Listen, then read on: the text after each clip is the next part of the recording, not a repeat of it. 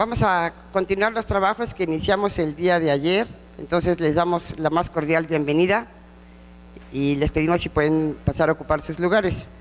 En esta ocasión tenemos tres ponentes, la doctora Vaca Olamendi, que me acompaña a mi izquierda, el doctor Juan de Dios González Ibarra y la doctora Elizabeth Di Castro, que no ha venido.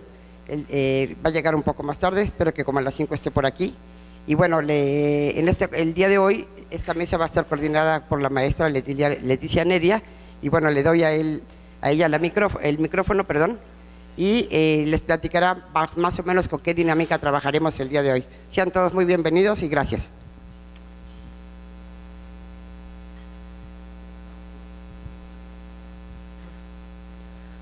Buenas tardes a todos, gracias por su presencia.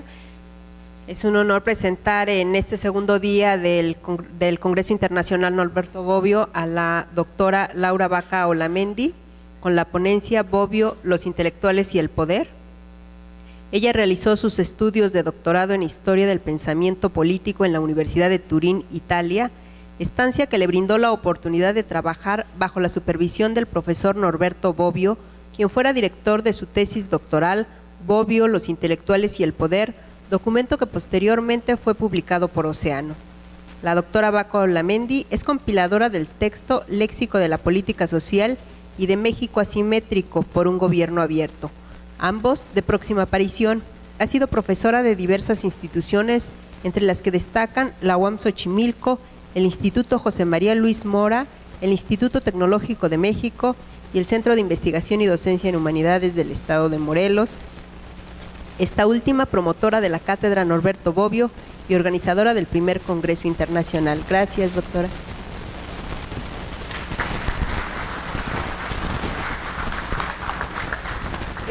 Muy buenas tardes. Yo creo que el espíritu de esta mesa, y no me van a dejar mentir ni ustedes, que es un público atento y especializado de la obra de Bobbio, y los que ahora estamos aquí en la mesa, es que hagamos hablar a Bobbio, no nosotros.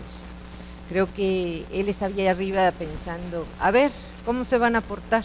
¿No? A ver qué tanto son capaces de incluir y de respetar la verdad y las concepciones de otros.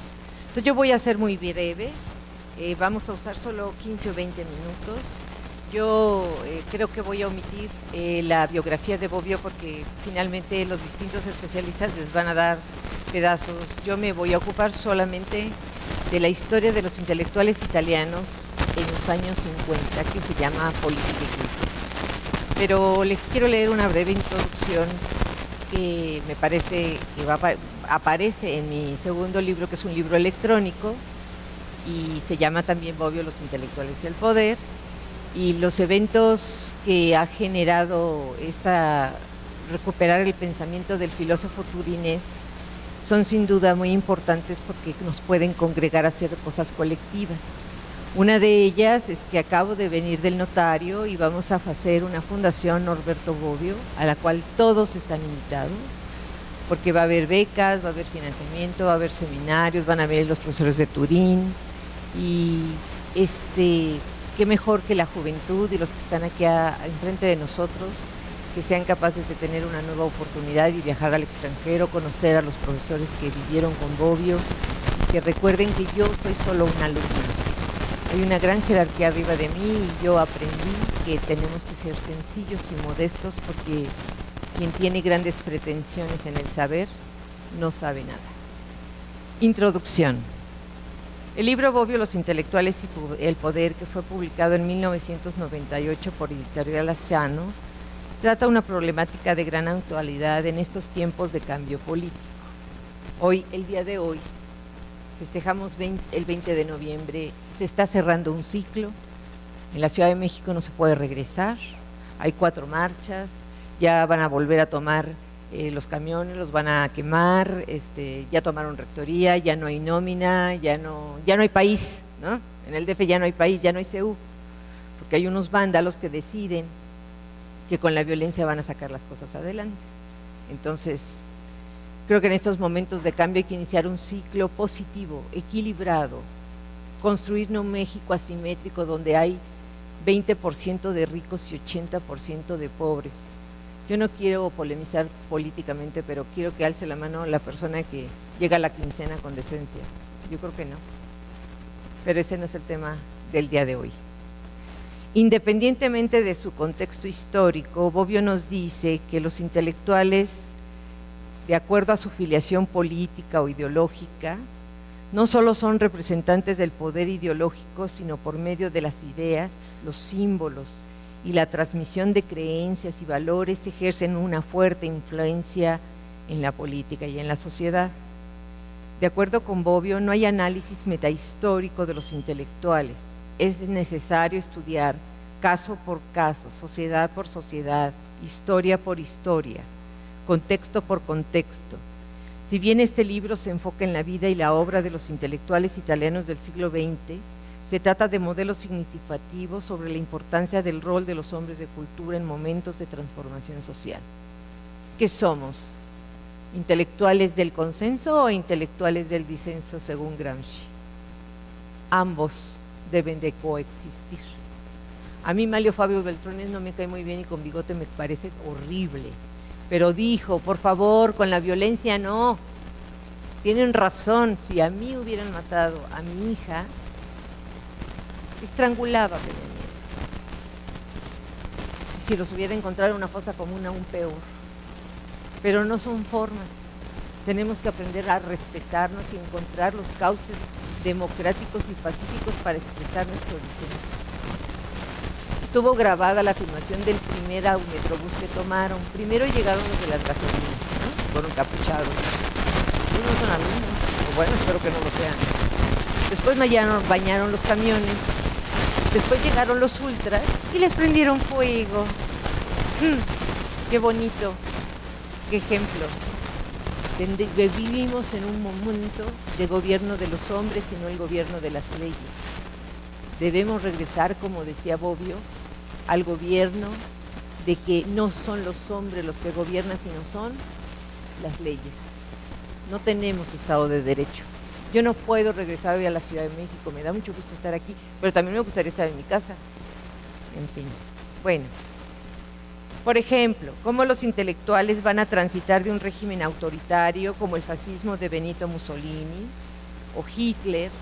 Yo les recomiendo una película muy bonita que se llama Historias Cruzadas. No sé quién la ha visto, pero es la historia de las nanas, de las criadas negras en Mississippi y cómo se emanciparon. Es una maravilla histórica y se las están dejando a los niños en la escuela para que no haya racismo, ¿no? Nuestro racismo no es con los negros porque no tenemos población negra, pero sí es con los indígenas. Y si hay una camioneta más cara de frente a nosotros, la dejamos pasar. No hay equilibrio, no hay una sociedad horizontal. Estamos desequilibrados. Los intelectuales del fascismo pagaron el costo de haber apoyado a Giovanni Gentile, que era el ministro de Cultura, que quería crear una cultura fascista. ¿Cómo la hizo? Puso a todos de camisa negra. Y a los profesores tenían que jurar parados enfrente de ustedes y decir, juro. ¿Sabe cuántos de los 300, 400 profesores no lo hicieron? Obvio no lo hizo. Y lo pagó. Después, 20 años después, le dijeron, es que usted era fascista, ¿no? Bueno, en fin. Salir del fascismo para los italianos representó un alto costo humano, pero aprendieron una lección. Que pueden coexistir y todavía hoy la neta de los problemas de agua es tan fuerte que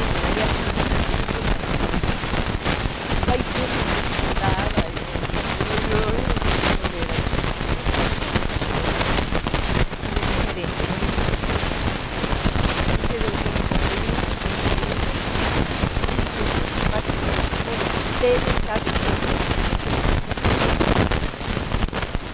hoy necesitamos una democracia red, quizás no sea un presidente, donde haya un presidente de la República, no sé quién es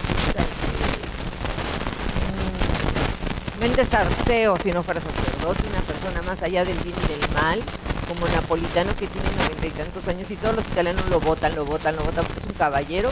Finalmente le dice el pobre de Napolitano, es el último mandato, ya estoy cansado. Y el joven, el que es operador, se llama Mateo Renzi y es el Robin Hood. ¿Por qué?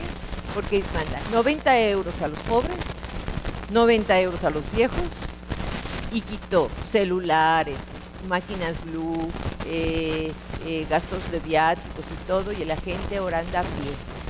O el propio Papa Francesco, que aunque es argentino, es una persona, el primer latino con el que podemos tener una relación, quitó la super maquinona que tenía, va a la Plaza San Pedro, besa a los niños, se baja, se quita el ropón, se metió en una coche utilitario, entonces no cabe, ¿no? Va así. Y no quiere ir atrás, sino adelante, ¿no? Va así.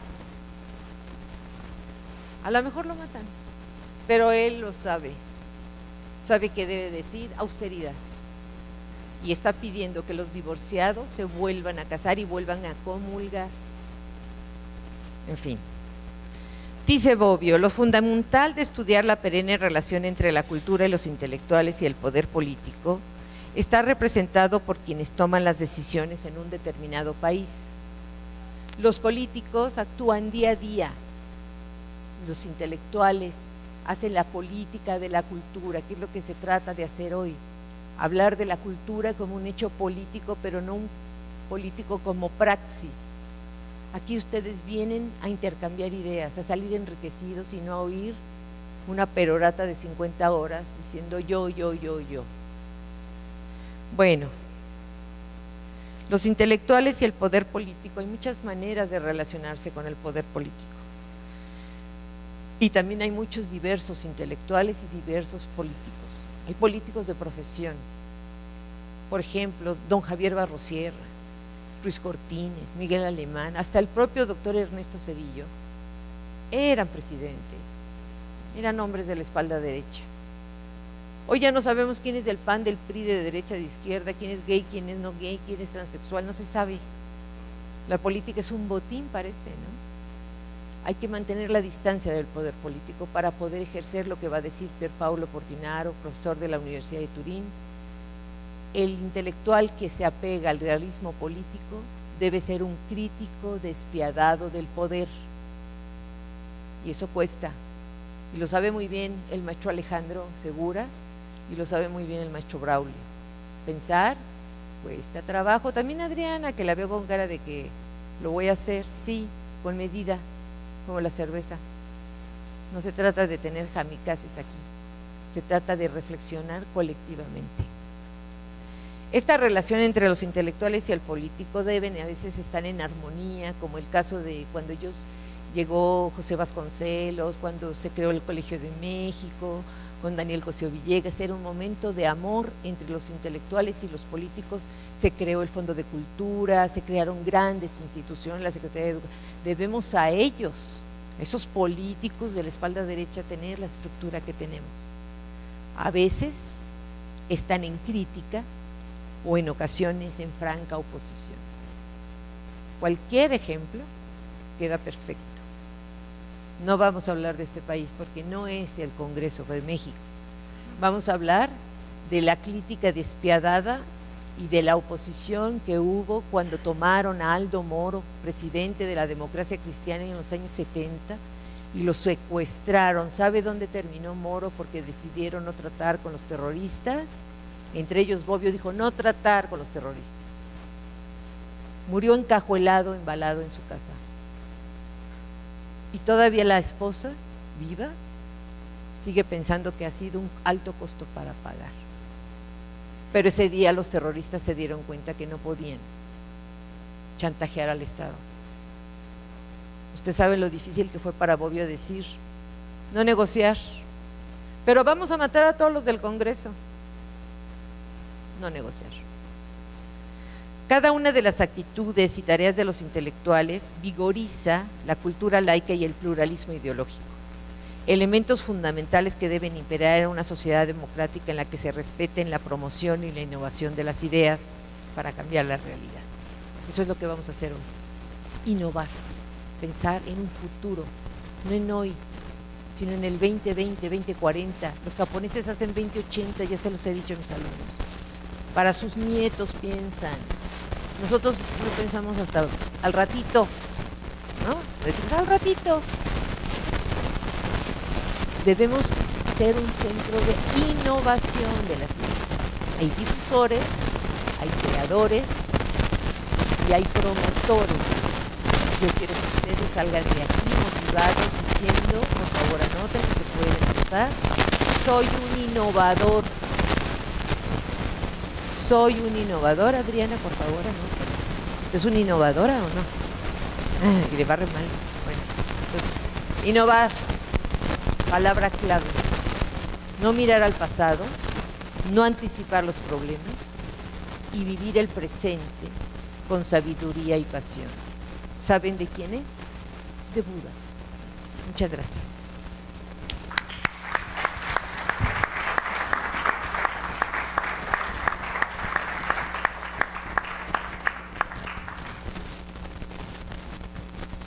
En el programa está en siguiente exposición la doctora Elisabetta, que está por incorporarse. Aún no llega, pero está aquí con nosotros el doctor Juan de Dios González Ibarra. Me voy a permitir adelantar su presentación. El doctor González Ibarra es maestro en Derecho y doctor en Ciencias Políticas, ambos grados otorgados por la Universidad Nacional Autónoma de México. Ha dedicado 46 años de su vida a la formación de investigadores y personal capacitado en Ciencias Políticas y Derecho en diversas instituciones nacionales, entre las que destacan la Universidad Nacional Autónoma de México, la Universidad Autónoma de Morelos, el Centro de Investigación y Docencia en Humanidades. Atraído por el pensamiento del filósofo Norberto Bobbio desde sus estudios de maestría en Ciencias Políticas, es estudioso también del trabajo del padre del garantismo y del paradigma del Estado constitucional democrático y social, Luigi Ferrajoli. Es miembro del Sistema Nacional de Investigadores, nivel 2 de CONACYT. Su ponencia es el legado de Bobbio y Ferrajoli en México, del Estado de Derecho al Constitucional. Bienvenido, doctor. Gracias, buenas tardes. Para mí, primero que nada, es un honor compartir esta mesa con la doctora Laura Baca, a la que mucho admiro, respeto, valoro y aprecio. Es de las grandes mujeres que he conocido en mi vida y es de las grandes intelectuales que afortunadamente tenemos nosotros en México y especialmente en el CIDEM. Realmente nos fortalece. En una ocasión, por problemas, quería abandonarnos y afortunadamente la tenemos aquí y sé que la vamos a tener siempre, cosa que nos llena de alegría. Y por otro lado, la sabiduría que ella tiene, sé que todos nos vamos a ver beneficiados. Agradezco también al CIDEM, en la persona de su directora general, la maestra Lourdes Álvarez y Casa, la cordial invitación desde el principio que este primer congreso sobre Norberto Bobbio se pensó como propuesta que surgió de la doctora Baca. Y a todos ustedes por su presencia, y entonces comienzo. El día de ayer realmente fue una tarde luminosa, fue una tarde mágica en términos de que disfrutamos aquí en Cuernavaca, en este lugar. Yo que acababa de regresar de Colombia, de Perú, 20 horas para llegar a Tumaco, una ciudad que está en Colombia. Estar aquí realmente es un privilegio, y escuchar a intelectuales del nivel de la doctora Laura Baca es más que un privilegio, es algo que no se puede expresar con palabras. Por eso es que yo lo califico como mágico, en términos de que va más allá de esto que se llama razón instrumental, va más allá de aquello que tiene que ver con la razón, y es algo que tiene que ver con la razón, con el corazón, con nuestros sentimientos y con nuestras emociones. Bueno, entro en materia. El día de ayer, los doctores José Fernández Santillán, doctor César Cancino y doctor Joseph Renew nos hablaron de los 80, de lo que ocurrió en Italia, uno discípulo de Bobbio, el último mexicano, José Fernández Santillán, el otro no pudo estar, nos los comentó César Cancino, entonces fue con Sartori, y Joseph Renew, doctor catalán, gran conocedor de Bobbio y gran conocedor de la realidad mexicana también, Ayer nos dio una lección de mexicanidad, y es catalán, además. Bueno, lo cual quiere decir que las ideas no son patrimonio de nadie, sino que las ideas pertenecen a aquellos que las trabajan, que las asimilan, que las reflexionan. Y como la doctora Laura Vaca acaba de lanzar la provocación de que hay que hacer hablar a Norberto Bobbio, porque estamos aquí para escuchar a Norberto Bobbio, bueno, pues en esa provocación yo quiero explicar por qué en México no hemos hablado de Norberto Bobbio, que es la otra cara de la moneda. ¿Qué ocurrió? Miren, ayer se hablaban de los 80s. Mis estudios empezaron en los 60s y en los 70s, y de Bobbio nunca se habló en México. Cuando menos estoy hablando de ciencias políticas, derecho, economía y administración, que son las facultades por las cuales pasé, durante las cuales estuve durante 30 años en la UNAM, y Bobbio fue un gran ausente. Una vez pregunté por él y me dijeron, de fascistas no nos interesa. Eso fue en la Facultad de Ciencias Políticas y Sociales. Pregunté también en Derecho, bueno, ¿y de Norberto Bobbio? La respuesta fue la misma. Y fue la misma respuesta en términos de Heidegger. Pregunté, oigan, ¿y Heidegger?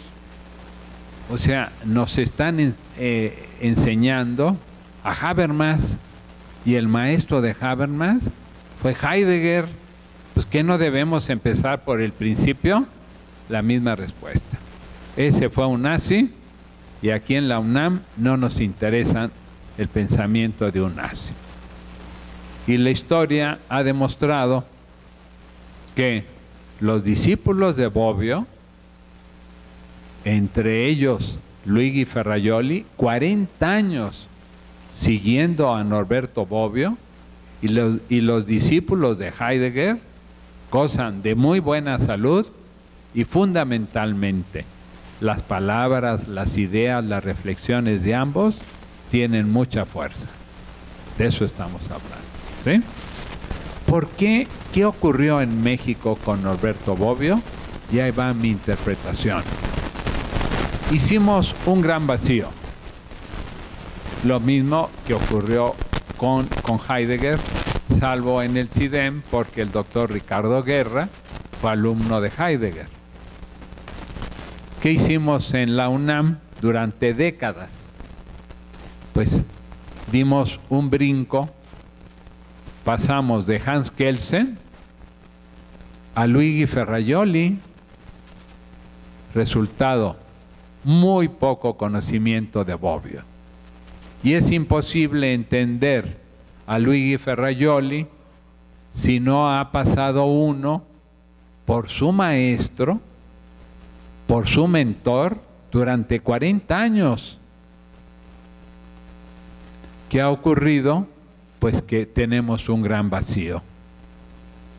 Y los vacíos hay que llenarlos, y celebro que la doctora Vaca y el CIDEM hayan dado este paso. ¿Por qué? Porque miren, en Colombia, en un congreso en el cual estuve, era sobre filosofía política, estuve en Colombia el que se considera que es el máximo conocedor de Norberto Bobbio, Martín Agudelo Ramírez. Hizo su doctorado en la Universidad de Salamanca con un español que está considerado como uno de los máximos expertos de Bobbio, Alfonso Ruiz Miguel. Así como ayer escuchamos que Fernández Santillán fue el gran traductor a través del Fondo de Cultura Económica para nuestro castellano mexicano en España. El gran traductor es Alfonso Ruiz Miguel. Y ahí están las obras de él. ¿Por qué? Pues porque fue discípulo de él. Entonces, ¿cuál es la gran pregunta? ¿Cómo vamos a cubrir este gran hueco que es la ignorancia de Norberto Bobbio? Pues es muy sencillo. Miren, primera clave epistémica. Todos hablan del laberinto de Norberto Bobbio. Afortunadamente tuve 3 días de discusiones con este magistrado, que además es magistrado y doctor en Derecho por la Universidad de Salamanca, Martín Agudelo Ramírez. Y este laberinto, en mi criterio, y después de haber estudiado por mi cuenta, no tuve a un solo maestro en ninguna de las 4 disciplinas que yo estudié sobre Norberto Bobbio, de eso estamos hablando. Pero, pues, en muchos campos he sido autodidacta. He estudiado aquello que me ha llamado la atención. Y el pensamiento de Bobbio, la reflexión, es un gran banquete. ¿Por qué? Porque la profundidad, la sapiencia que él tiene, todavía tenemos mucho que aprender de él hoy. Ayer nos leyó los 7 puntos César Cancino de su libro El porvenir de la democracia, y parece como si estuviéramos leyendo un artículo de hoy por la mañana. De eso estamos hablando. La cuestión es que fundamentalmente Norberto Bobbio es un gran ensayista, fue un todoterreno que ustedes consultan su obra enorme. Afortunadamente tuvo una vida muy larga y se mete con una serie de temas que son fundamentales para poder comprender, explicar y construir el México que sí queremos, y no este México que se nos está cayendo a pedazos por la corrupción, la impunidad, la inseguridad, la inequidad,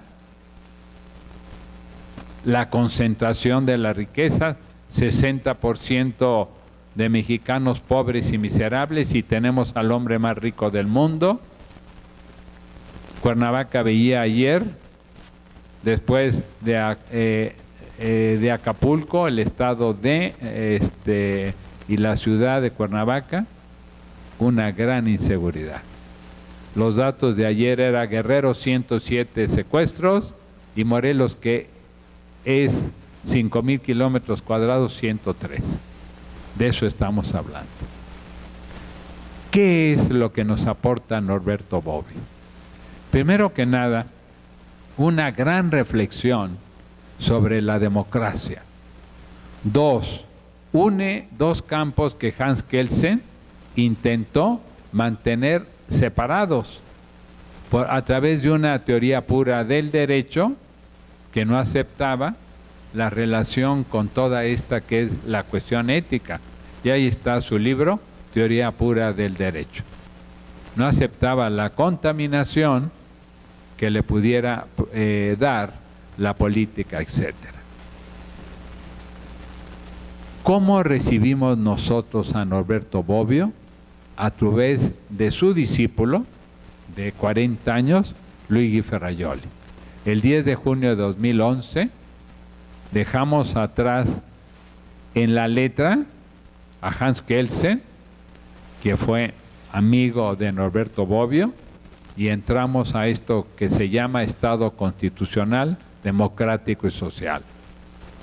El 10 de junio de 2011, doctrinariamente, hay un cambio en términos de la ley fundamental. El único problema es que la Constitución más avanzada del mundo del siglo pasado, la de 1917, con toda una serie de derechos sociales, terminó en un gran fracaso.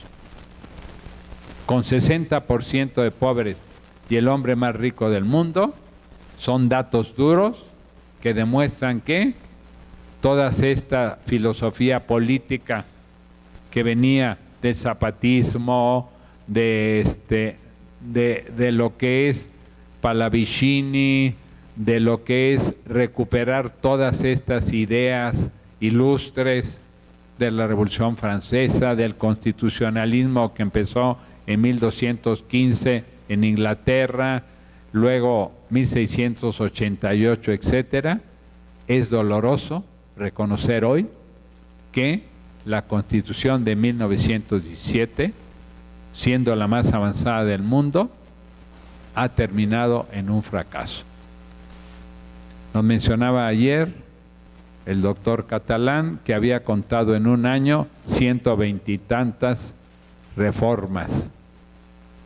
Entonces ya, y sigue esta Constitución, la del 17, con esta reforma que doctrinariamente hace que pasemos del Estado de Derecho al Estado constitucional, democrático y social, que es un paradigma emergente. Y mi gran temor es que otra vez se repita la misma historia, pero ahora en unas circunstancias peores, en términos de que ya no hay un poder en este país, sino hay dos poderes: el poder público y el poder de la delincuencia organizada, que no tiene ningún temor ni respeto hacia el otro poder, con armas que entran libremente, todas norteamericanas. Aquí no hay ni una sola arma cubana, china o rusa, ¿eh? Todas entran libremente y no se para ni una, con dinero que son dólares, con drogas que pasan de aquí para allá, con consumo que se da del otro lado. Resultado, veo a Bobbio como un Quijote, como a un gran intelectual que él reconoció y que honestamente dijo: a ver, si por haberme afiliado como todo mundo lo hizo, todos los jóvenes, yo no soy útil al servicio de la República, yo me retiro, no hay ningún problema. Oigan, esto es un gran acto de honestidad intelectual, moral. Eso era Norberto Bobbio, ¿eh? Diciendo: pero es que todos fuimos. Günter Grass, cuando se le juzga que él había sido nazi, dice: oigan, pero ¿quién no fue? Cuando yo le pregunté a un viejo sabio, el doctor Gustavo Vaz, general zapatista, rector de la UNAM, ahorita que la UNAM está pasando por momentos muy difíciles: doctor, ¿por qué fue usted zapatista? La respuesta que me dio fue: porque la bola me agarró en la Ciudad de México y me dijeron: Gustavo, si regresas a tu casa te van a matar, vete inmediatamente. Y me tuve que ir vestido de fiesta porque estaba en una fiesta, y me incorporé aquí en Morelos con las huestes del general Pacheco. ¿Qué ocurrió? Pues que todos nos sumamos a la revolución conforme las circunstancias. Y ahora lo que yo veo es que necesitamos encabezar otro movimiento también, porque este país se nos está cayendo de las manos. Porque el capital social, la inequidad, y ayer se hablaba de Thomas Piketty, cada vez ha sido más y más amplia, que los ricos son más ricos. Esta es la tesis de Thomas Piketty, con un estudio de 2 siglos y medio, su tesis además, y que hemos llegado a un punto en el cual el hartazgo nos tiene a todos absolutamente invadidos. Les pregunto a mis alumnos de la UAM, del CIDEM, y no hay uno solo que diga que está tranquilo, que está contento, que le está yendo mejor, que se siente más seguro. Luego, esta gran crisis nacional, que fundamentalmente es una crisis de valores, es una crisis ética, y hay que decirlo claro y fuerte, y esto tiene siglos, Esto empezó con la Nueva España, la mordida, y ahí está la historia. Empezó con uno de los virreyes de la Nueva España. Entonces, toda esta corrupción, que no era aceptada por los mexicas, por la Triple Alianza, todo esto hoy nos están pasando facturas. Corrupción, inequidad, burlarnos de las leyes, violencia de género, que antes se llamaba cobardía, que un hombre golpeara a una mujer, afortunadamente ya está penalizado y ahora se llama violencia de género. Tenemos pues ante nosotros grandes retos. La invitación sería aprovechar y cubrir ese gran hueco que el no haber estudiado a Bobbio en la UNAM, y me refiero al espacio que yo conozco, nos ha dejado. Cuando Bobbio es de una gran riqueza, es un todoterreno que realmente conforme lo va uno estudiando y estudiando, cada vez se sorprende uno más de la sabiduría de este gran viejo. De todo lo que nos pudo haber dado en su momento y que por escrúpulos no pudimos tenerlo. El mejor momento, como dicen los chinos, fue hace muchos años. El segundo mejor momento es hoy. Luego entonces, la más cordial invitación para que disfrutemos de ese gran intelecto, de esa sabiduría que la obra de Norberto Bobbio nos ha dejado, con excelentes traducciones, y que podamos avanzar hacia construir no este México que hoy estamos padeciendo, sino el México positivo que tenemos derecho a vivir. Muchas gracias.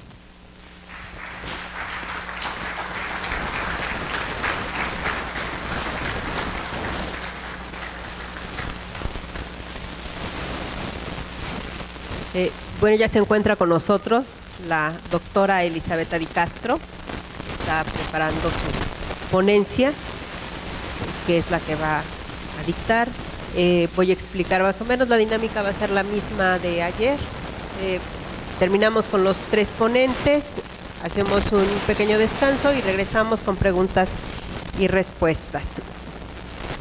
En lo que se empieza la presentación de la doctora Di Castro, en lo que termina de arreglar su presentación, me voy a permitir hacer leer su breve semblanza. Ella realizó estudios de licenciatura, maestría y doctorado en filosofía en la Universidad Nacional Autónoma de México. En la UNAM desempeñó diversos cargos académicos administrativos, entre los que destaca la coordinación de posgrado de filosofía. Actualmente es profesora titular adscrita al Colegio de Filosofía de la Facultad de Filosofía y Letras en la misma casa de estudios. Ha impartido clases a nivel licenciatura y posgrado en diversas universidades nacionales y extranjeras, ponente en múltiples congresos y eventos académicos. Actualmente es responsable del proyecto Diversidad, Desigualdad y Justicia y participa en el proyecto Philosophy of History and Globalization in Knowledge, Cultura Bridge Between Europe and Latin America de la Comunidad Europea. Es miembro del Sistema Nacional de Investigadores Nivel 2. De su autoría destaca Razón y Política, la obra de Norberto Bobbio y La Razón Desencantada, un acercamiento a la teoría de la elección racional. Su ponencia es Norberto Bobbio y los fragmentos de una teoría general de la política. Bienvenida, doctora Di Castro. Gracias, muy amable. Quiero agradecer a los organizadores la invitación a participar en este congreso, igual que el doctor González Bobbio es un autor que hay que leer y releer. Me congratulo de que en Cuernavaca se esté haciendo el primer congreso de Bobbio. Espero que sea el augurio de muchos otros. Tal vez yo entendí un poco mal la organización, pero bueno, ya estoy aquí. Me pido disculpas si fue un retraso. Pero bueno, yo les traje un texto sobre los fragmentos de la teoría general de la política a raíz de que vi las conferencias que se iban a dar y efectivamente hay un marcado interés por el concepto de democracia. Entonces pensé en cambiar y darles algo más teórico que tal vez nos pueda ayudar para pensar el presente. Y aprovecho para recordar que hoy muchos universitarios estamos, yo no, pero están en la Ciudad de México haciendo repudio, ¿sí?, a tantas cosas que están pasando en este país, pero especialmente por los 43 estudiantes que nos faltan. Bueno, yo no sé, Bobbio, qué hubiera dicho, pero creo que hubiera dicho muchas cosas. Si quieren, al final, después de tomar en cuenta la participación que les traigo, podríamos hacer comentarios al respecto. Porque algo que tuvo Bobbio es que sí, siempre se movió en dos áreas, tanto en las cuestiones académicas, muy abstractas, tanto en el ámbito de la filosofía del derecho como en la filosofía política, pero siempre estuvo presente, discutiendo, dando su opinión sobre lo que estaba pasando en su momento histórico. Y creo que ese es un ejemplo para todos nosotros de pronunciarnos y reflexionar sobre lo que pasa en este país y en el mundo. Bueno, empiezo mi texto. En enero se cumplieron 10 años del fallecimiento de Norberto Bobbio y uno de los principales filósofos del siglo XX que tuvo gran influencia más allá de las fronteras de su país de origen en el ámbito de la filosofía política y la filosofía del derecho.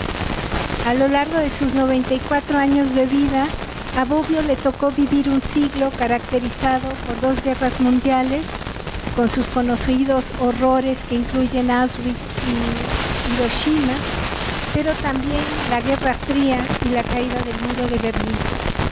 Dentro de este gran marco histórico, Bobbio fue construyendo su obra a partir de una actividad doble, la académica y la política. Y en ambos tuvo a la larga, no al principio, pero a la larga, tuvo gran éxito. Podemos recordar que en 1984, cuando concluye su prestigioso trabajo universitario, que hay que recordar, se le reconoce que la Escuela Analítica de Derecho la fundó él, o sea, abrió brecha en muchos aspectos. Bueno, después de que terminó este trabajo académico, fue nombrado senador vitalicio, que es como una especie de conciencia moral del orden político italiano, dice Perry Anderson. Los momentos que dejaron una huella indeleble en su discurso fueron fundamentalmente 2: la lucha contra el fascismo y el rechazo al autoritarismo del socialismo real. Por el primero se hizo liberal y socialista, y por el segundo se volvió uno de los críticos más importantes del marxismo tradicional. Esos momentos de antidemocracia y de violencia pusieron las condiciones en las que Bobbio realizó su contribución a la teoría de la democracia, que es una de sus aportaciones más difundidas y a las que se dedican diversas participaciones en este congreso. Otra característica que hay que destacar en Bobbio, como seguramente ya se vio en esta mesa, es que concibía el diálogo y la discusión como la actividad propia de los intelectuales, en la medida en que conlleva la defensa de las condiciones que hacen posible el desarrollo de la cultura, entendida esta o caracterizada por la independencia y la crítica. Por eso, para él, al hombre de cultura le corresponde la tarea de entender y ayudar a entender, pero no solo, también diseminar dudas y ser un mediador que promueva el diálogo necesario no solo para la cultura, sino también para la democracia. Sin duda, Bobbio desarrolló el papel que le correspondía como intelectual de su momento histórico. Trabajó que dio frutos y que fueron ampliamente reconocidos desde los años 70. Incluso, más allá de su muerte, la herencia del maestro sigue viva en muchos de sus destacados alumnos, entre los cuales se encuentra Luigi Ferrajoli, del que imagino que ya escucharon hablar. Bueno, frente a la amplia y extensa y variada temática de la obra de Norberto Bobbio, contamos con un criterio que nos proporciona las primeras coordenadas para movernos en su discurso. Este criterio retoma los ámbitos en los que, como dijimos, el autor realizó su actividad como intelectual, la academia y la política. De esta manera, podemos partir de dos grandes campos en la obra de Bobbio. En el primero se encuentran los estudios sobre la historia de la filosofía, fundamentalmente de la filosofía política y la filosofía del derecho, y en el segundo se ubican los ensayos con los que participó en el debate político contemporáneo, centrados principalmente, como dijimos, en la crítica a las concepciones marxistas tradicionales y en el problema de la democracia. Si bien el segundo es el que se le ha dado mayor difusión a su obra, sobre todo en México, ambos campos tienen una vinculación estrecha en la medida en que la recuperación y el análisis de la historia del pensamiento político cumple una función medular en las polémicas sostenidas por el autor. De hecho, Bobbio está convencido, cito, de que en el sucederse de las vicisitudes humanas existe una continuidad de fondo, una unidad de sustancia bajo la aparente variedad de formas, y por ello, con el fin de orientar el debate político contemporáneo, recurre constantemente a la lección de los clásicos. Yo voy a centrarme en esa lección de los clásicos. El primer problema, entonces, es analizar cómo se acerca a los clásicos. Para ello contamos también con una pauta general.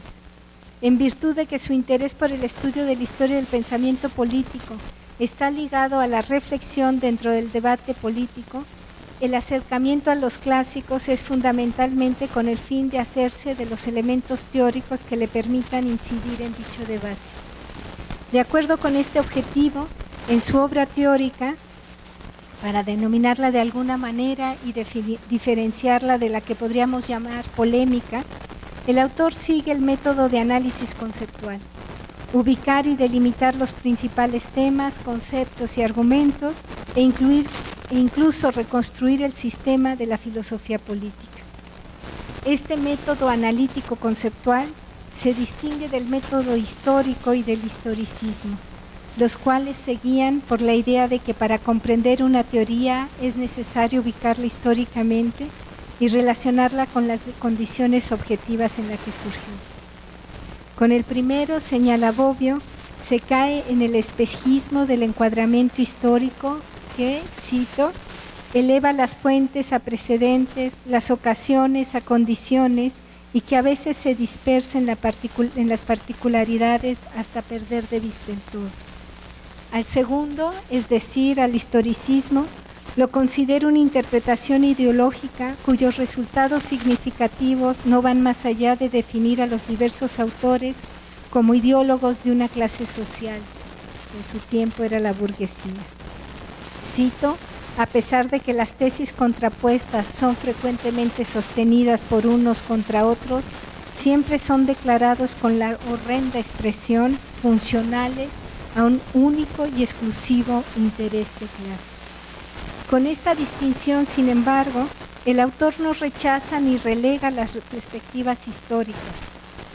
Al contrario, como en el universo del saber los diversos enfoques deberían completarse recíprocamente para un conocimiento más complejo y menos parcial, lo que a él le interesa es plantear las bondades de su método. El análisis conceptual, además de ser una perspectiva diferente, puede ayudar a hacer más problemático el análisis histórico y menos genérica la interpretación ideológica. Además de caracterizar el método de sus textos teóricos, Bobbio plantea lo que podríamos llamar su estrategia. El análisis se realiza a partir de dicotomías, es decir, los conceptos claves son analizados junto con sus contrarios. Esta estrategia no solo sería piedra de toque de su propio discurso, sino también de las propuestas estudiadas. Incluso la presenta como una forma de estructuración de la ciencia en general. Y cito: en el proceso de ordenación y de organización del propio campo de estudio, cada disciplina tiende a dividir su propio universo de entes en dos subclases que son recíprocamente exclusivas y conjuntamente exhaustivas. Veamos de qué tipo de dicotomías se trata. El autor introduce el término gran dicotomía y la define como el resultado de esa clasificación que toda disciplina tiende a realizar. Lo que la distingue de otras posibles parejas conceptuales antitéticas es su sentido de totalidad y su sentido principal, así como tres usos privilegiados: sistemático, histórico y axiológico, que pasemos a aclarar. Esa sería la primera diapositiva. Entonces, lo que estamos diciendo es que Bobbio, para participar en el ámbito del debate contemporáneo, recurre a la elección de los clásicos, y esa elección de los clásicos él la saca de haber hecho un estudio sistemático a lo largo de toda su vida de la historia del pensamiento político de Occidente. ¿Y cuál es la estrategia que él sigue? Él sigue el análisis conceptual, como señalé, se distingue de las perspectivas historicistas y de los encuadres históricos, y más bien busca las cuestiones conceptuales. La estrategia dicotómica que lleva a cabo Bobbio no solo es en relación a los estudios históricos, sino también en los debates contemporáneos. Ustedes ya vieron ayer el tema de la democracia, y siempre la definición de la democracia como término fuerte es en contraposición a la de la autocracia. Pero igual en Bobbio, cuando habla de Estado, es en contraposición a la sociedad civil, lo público en relación o en contraposición a lo privado. Es decir, son las coordenadas que Bobbio nos da como estrategia de análisis conceptual para analizar tanto la historia del pensamiento político como participar de manera más fructífera en los debates contemporáneos. Dijimos que son tres las características del planteamiento de la gran dicotomía. Uno es que es total, como dice la diapositiva, comprende todos los entes de la disciplina. ¿Qué quiere decir esto? Que es comprensiva. Sí, total, no queda nada afuera. Por ejemplo, tal vez se nos hace más fácil pensar, por ejemplo, en la biología. Bueno, en la biología todos los seres vivos, ¿sí? Podríamos tener una dicotomía importante entre plantas y animales, ¿no? Es una gran dicotomía en el caso de la biología. Y no pongo gratuitamente este ejemplo porque lo voy a retomar más tarde. Pero igual, en el ámbito, por ejemplo, de la política, tendríamos grandes dicotomías. Por ejemplo, las formas de gobierno, todas están incluidas en esa gran dicotomía: democracia o autocracia, o derecho privado, derecho público. Es decir, no quedan de los entes que estamos estudiando, ninguno quedaría fuera. Y lo importante es que no solo sea total la dicotomía, sino que también sea principal. ¿Qué quiere decir? Que sea relevante, que otras posibles distinciones sean secundarias y las pueda abarcar. Por ejemplo, en el caso que estábamos diciendo de las plantas y los seres vivos en tanto plantas y animales, nosotros podemos hacer grandes diferenciaciones tanto en las plantas como en los animales, y la gran dicotomía mantendría las coordenadas necesarias para hacer ese trabajo. Bueno, además de total y principal, Bobbio señala, tiene ciertos usos privilegiados, y estos usos privilegiados son el sistemático, el histórico y el axiológico. Y para esto Bobbio lo que va a señalar es que sistemático es porque divide sincrónicamente el universo de estudio, es decir, es la característica del análisis conceptual. En cambio, el histórico lo que va a hacer es dividir, pero diacrónicamente, es decir, a lo largo de la historia. Y por último, el sentido o el uso axiológico va a hacer una división entre lo positivo y lo negativo, lo que se espera, lo que se desea y lo que se rechaza. Entonces, por ejemplo, en el ámbito de, por ejemplo, la dicotomía que vieron ayer de democracia, autocracia, ustedes podrían ver cómo en la época contemporánea hay una visión axiológica, valorativa hacia el término democracia y negativo hacia la autocracia, pero no siempre fue así. A nivel histórico nosotros podríamos ver periodos en donde la democracia no ha sido reivindicada y al revés, los gobiernos autocráticos son los que han imperado. Pero a nivel conceptual nosotros tenemos definiciones que más allá de la valoración o del desarrollo histórico nos permite hacer la conceptualización de estos términos. Bueno, lo vamos a ver desplegar más adelante en otros elementos, sí, pero quería presentarles porque es muy abstracto, al menos para que lo vieran y pudieran tener los puntos presentes. Bueno, caracterizada de este modo la gran dicotomía, Bobbio plantea las bondades de su estrategia en los siguientes términos. El tratamiento por antítesis, dice, ofrece la ventaja en su uso descriptivo de permitir a uno de los dos términos arrojar luz sobre el otro, tanto que frecuentemente uno, que es considerado el término débil, es definido como la negación del otro, el término fuerte. Por ejemplo, lo privado como lo que no es público. En su uso axiológico, de poner en evidencia el juicio de valor positivo o negativo que según los autores puede caer en uno o sobre el otro de los términos, como siempre ha ocurrido en la vieja disputa si es preferible la democracia o la autocracia. Y en su uso histórico, de delinear directamente una filosofía de la historia, por ejemplo, el paso de una época de preeminencia del derecho privado a una época de preeminencia del derecho público. Termina la cita. El hilo conductor de los estudios de Bobbio son los temas recurrentes, que le permiten localizar esas grandes dicotomías con las cuales analiza los fenómenos políticos. Bueno, los temas recurrentes son los que le permiten construir el sistema conceptual coherente y comprensivo y sobre todo establecer las convergencias y divergencias entre las distintas teorías políticas. La relevancia de los temas recurrentes en la obra de Bobbio se manifiesta en la siguiente afirmación del autor.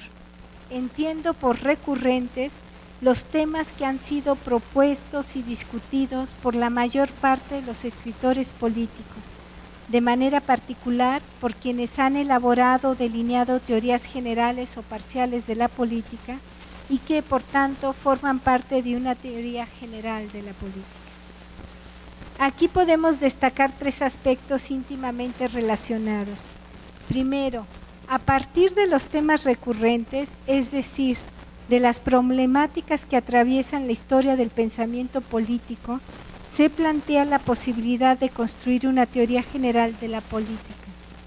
Segundo, siguiendo su estrategia de análisis conceptual, las grandes dicotomías le permiten analizar y comparar, destacando semejanzas y diferencias, la diversidad de propuestas. Tercero, con sus estudios Bobbio intenta sistematizar y dar coherencia a la historia del pensamiento político.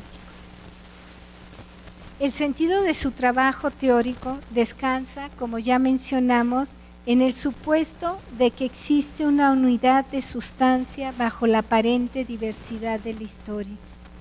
Por ello, los clásicos nos pueden proporcionar los elementos y estrategias conceptuales para captar y tal vez esbozar, de manera coherente y fundada, alternativas posibles para una determinada esfera de experiencia, que en este caso es la política.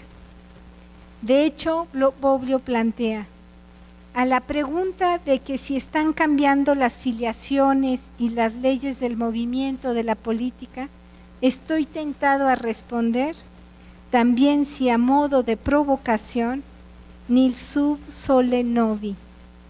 Para no dejarnos engañar por las apariencias y no ser inducidos a creer que cada 10 años la historia vuelve a empezar, es necesario tener mucha paciencia y saber reescuchar la lección de los clásicos.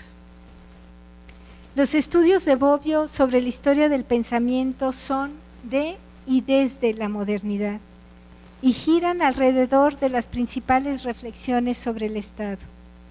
Entre ellas ocupan un lugar relevante el justnaturalismo y con él el contractualismo, en tanto tradición del pensamiento político racionalista que marca la diferencia de la modernidad con respecto al periodo antiguo, así como las propuestas de Max Weber y Hans Kelsen por las que se refiere al pensamiento contemporáneo. A pesar de la diversidad de autores analizados, para Bobbio sus estudios tienen una unidad dada por el método y la orientación con las que fueron realizados. Incluso señala, no deberían ser considerados fragmentos de una historia del pensamiento político, sino más bien fragmentos de una teoría general de la política aún por escribirse. En sus diversos estudios sobre la historia del pensamiento político, Bobbio pretende, como dijimos, sistematizar las categorías fundamentales y con ello va delineando un mapa histórico sistemático del pensamiento político.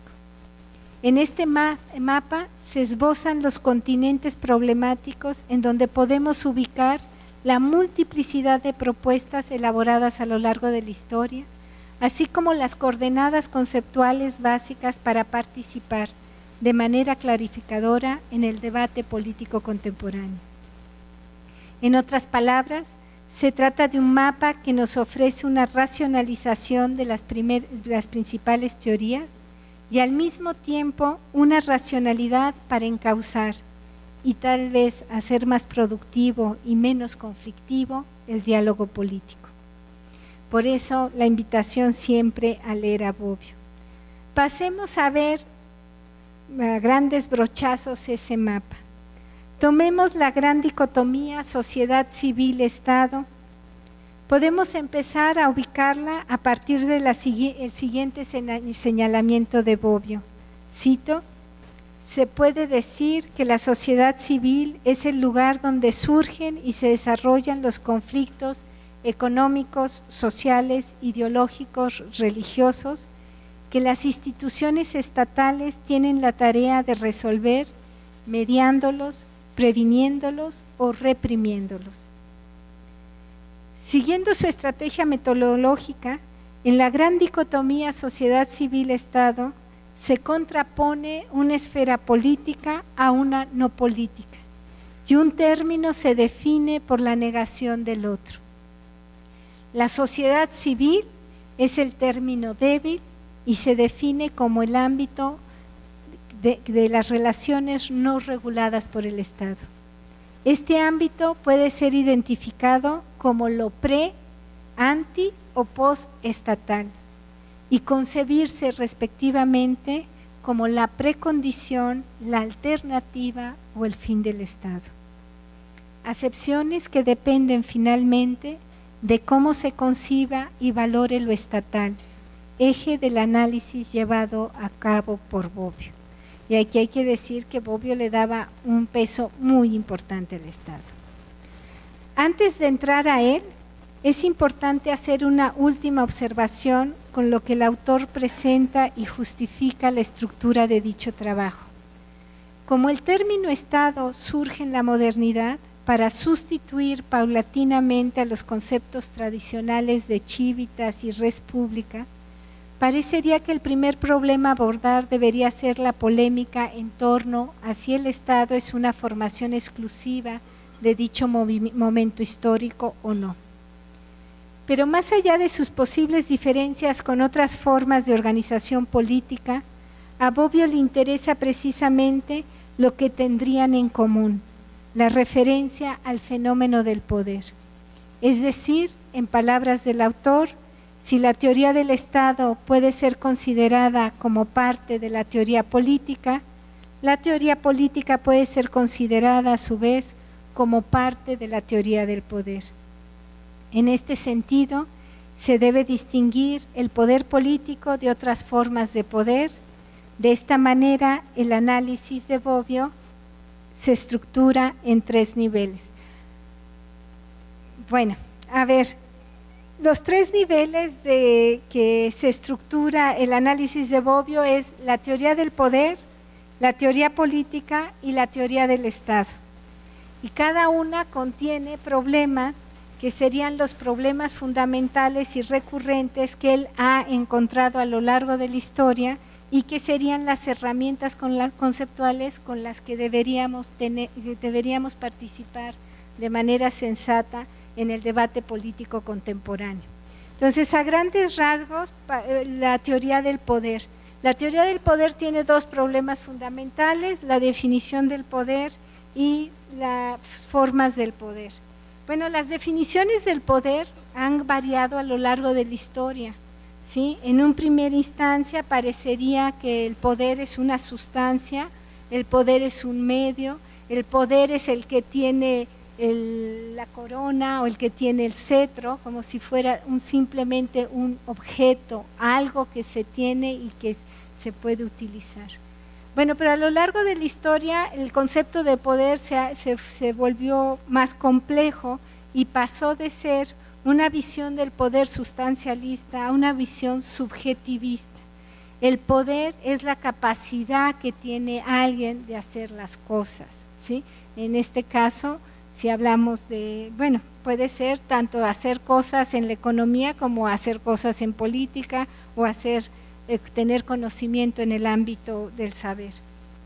Pero lo que a él más le va a interesar es la teoría relacional.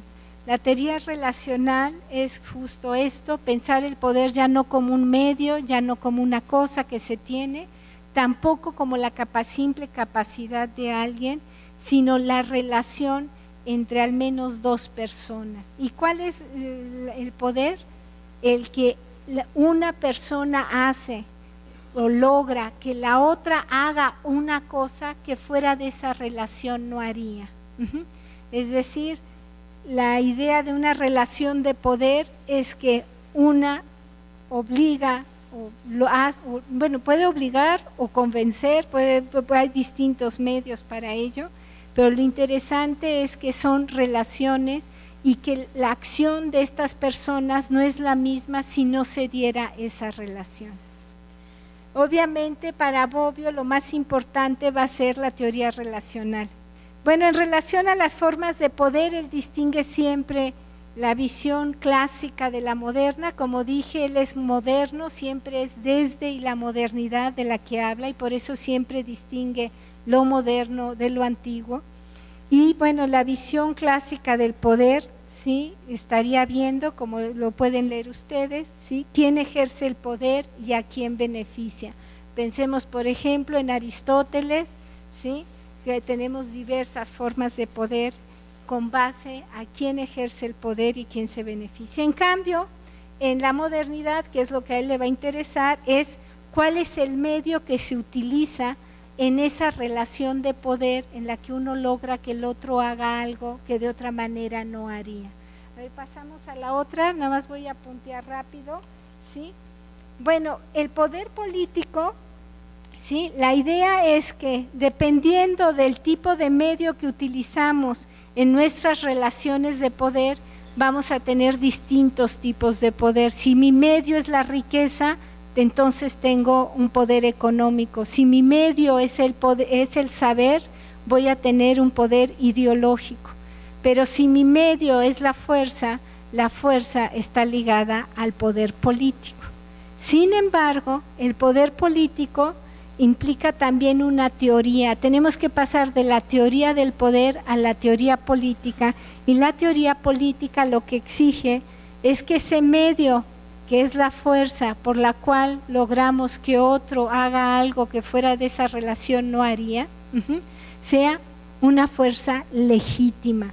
Eso hace que podamos hablar del fundamento del poder político. Y la idea de la legitimidad del poder ha variado a lo largo de la historia.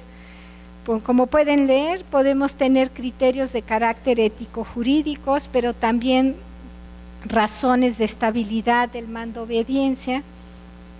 Pero obviamente a Bobbio le va a interesar la última, que es cómo se producen las decisiones vinculantes, es decir, cómo se está tomando las decisiones. Por eso habíamos mencionado también a Kelsen. ¿Por qué? Porque Bobbio retoma mucho la idea de los procedimientos, ¿sí?, con los cuales nosotros llegamos a tomar las decisiones que nos afectan a todos y que por ello son vinculantes. Pero bueno, el poder político no solo tiene que ser legítimo, sino también debe tener sus límites, y ya me voy directamente a lo que Bobbio le interesa, que es en la época contemporánea. Fíjense, en la modernidad ya se ubican los derechos fundamentales, y son los derechos fundamentales los que le va a importar a Bobbio, aunque él pone también como los límites del poder el territorio, que es el espacio, ¿sí?, el pueblo, que serían los sujetos, ¿sí?, sobre los cuales se puede ejercer el poder, pero por lo que se refiere al límite material, son los derechos fundamentales los que le ponen un límite específico a ese poder político. Bueno, para terminar, pasemos a la teoría del Estado. Entonces, primero hay que entender qué es el poder en general, después en específico qué es el poder político, para acabar finalmente con una teoría del Estado. Bueno, para este ámbito problemático tenemos tres temas recurrentes. Unas son las formas de gobierno, otras las formas del Estado y otras la axiología. Las formas del Estado, a él lo que le va a interesar es cómo se produce, ¿sí?, cómo se hace la producción del ordenamiento jurídico. Este puede ser desde abajo, que va a ser obviamente la forma de gobierno democrático, cuando desde abajo construimos el ordenamiento jurídico, o autocrático, cuando los que son afectados no participan en él, y eso qué quiere decir, que viene desde arriba. Y las formas de Estado, lo que le va a interesar a Bobbio es obviamente la idea del espacio estatal y no estatal. ¿A qué se refiere? Que tengamos delimitado qué es el ámbito de lo público y qué es el ámbito de lo privado. Obviamente esta línea no es fija, ha cambiado a lo largo de la historia, pero conceptualmente es la que nos debería guiar para las formas del Estado, que en sus extremos nos hablan del Estado mínimo y el Estado máximo. Y finalmente, el otro tema recurrente es la axiología del Estado, en donde podemos tener las dos visiones, tanto una concepción positiva del Estado como una visión negativa. La visión de Bobbio al respecto es que independientemente de qué valoración le demos al Estado, el Estado es necesario, ¿sí?, para el ámbito de la organización política.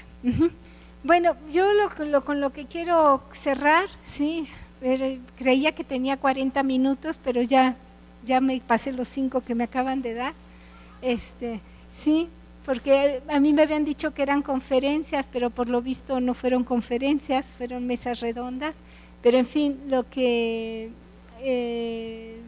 querría decir es que todo este andamiaje conceptual que nos da Bobbio es para tener coordenadas con las cuales analizar nuestro momento histórico y también participar en el mismo. Si ustedes ven los debates contemporáneos, hay confusiones básicas, elementales, confundimos poder económico con poder político, con poder ideológico.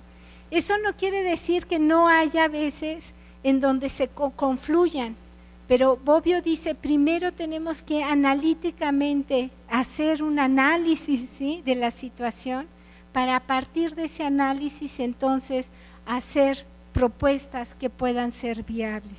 Pero en el caso concreto de la democracia como participación política en la producción del ordenamiento jurídico, ha habido grandes debates sobre si el concepto de Bobbio, que hace insistencia a las cuestiones procedimentales, es suficiente o no.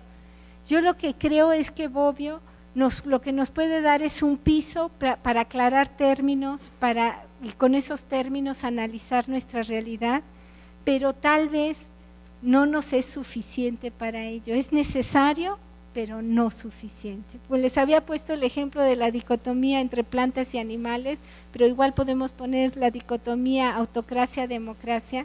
Parece que los grandes problemas son los que están en las fronteras de esas dicotomías. Por ejemplo, la biología, ¿qué hacemos con estos seres vivos que no son ni plantas ni animales, que parece que participan de ambos reinos? En el caso de la democracia, por ejemplo, Bobbio nos dice, bueno, es que la democracia es un ideal igual que la autocracia como definición conceptual. Lo que tenemos en la historia es un continuo en el que nos acercamos más a un concepto o a otro. Bueno, hay muchísimos ejemplos en donde lo que podemos ver es que muchos de los problemas contemporáneos nos exigen algo más que una dicotomía, pero sin duda hay que partir de una dicotomía para poner al menos los extremos en sus lugares y entonces con menos confusión y con un poco más de claridad participar de manera fértil en el debate contemporáneo. Gracias.